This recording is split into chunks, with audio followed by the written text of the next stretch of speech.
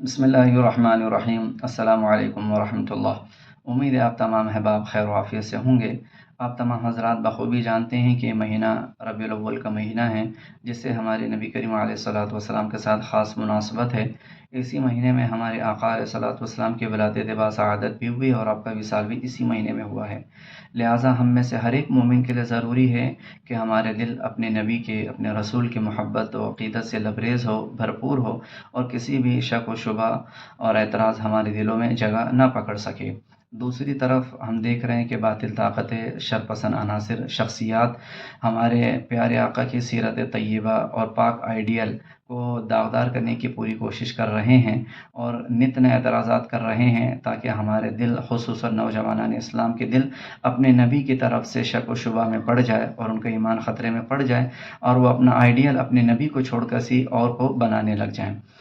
لہٰذا جو اعتراض کیے جاتے ہیں، ان اعتراض میں سب سے زیادہ جو اعتراض کیا جاتا ہے، جو عام طور پہ نوجوانوں کے ذہن میں یہ گھومتا بھی ہے، جس کا جواب وہ تلاش بھی کرتے ہیں، وہ یہ ہے کہ ہمارے نبی نے حضرت صدیقہ عائشہ رضی اللہ تعالیٰ عنہ سے اتنی کم سنی 9 سال کی عمر میں نکاح کیسے کیا؟ یہ ایک طرح سے بال شوشن ہے اور ایکسپلائٹ ہے یہ۔ تو 3 جواب آپ ذہن میں رکھیں۔ ان جواب کی وجہ سے اللہ کے ذات سے امید ہے آپ کے دل میں کسی بھی طریقے کا شک و شبہ پیدا نہیں ہوگا۔ پہلا تو لاجیکلی جواب ہے کہ ہر علاقے کے نشو و نما اس علاقے کے ایٹماسفیئر، آب و ہوا پر منحصر ہوتی ہے۔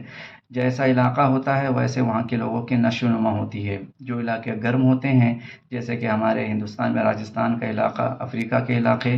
ان علاقوں میں لوگوں کی نشو و نما جلدی ہوتی ہے، ان کی پرداخت، ان کے بڑھوتری جلدی ہوتی ہے۔ ایسے ہی عرب کا علاقہ بھی بہت گرم علاقہ ہے، وہاں ملنے والی چیز کھجور وغیرہ وہ بھی بہت گرم ہیں، لہٰذا وہاں بچوں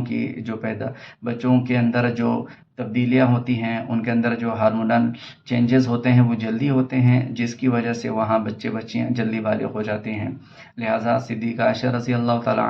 عنہا 9 سال کی عمر میں وہ بالغ ہو گئی تھیں، لہٰذا بلوغت کے بعد آپ کی رخصتی ہوئی ہے، لہٰذا آپ پر کسی بھی طریقے سے اعتراض نہیں ہو کر سکتے ہیں، نہ آپ کی آئیڈیل پر کسی بھی طریقے سے کیچڑ اچھالا جا سکتا ہے۔ دوسرا جواب جو بہت اہم ہے، یہ کہ اگر یہ اعتراض ہوتا اور یہ شک و شبہ کی چیز ہوتی اور یہ غلط کام ہوتا، تو اس زمانے کے جو معاندین، اس زمانے کے جو دشمنان اسلام ہیں، جو ہر وقت اس دھاک میں بیٹھے رہتے تھے کہ کسی طریقے سے ہمارے آقا پر اعتراض کریں، کسی بھی طریقے سے مسلمان جو ہو چکے تھے ان کے دلوں کو اپنے نبی کی طرف سے غبار آلود کریں، وہ یہ ضرور اعتراض کرتے،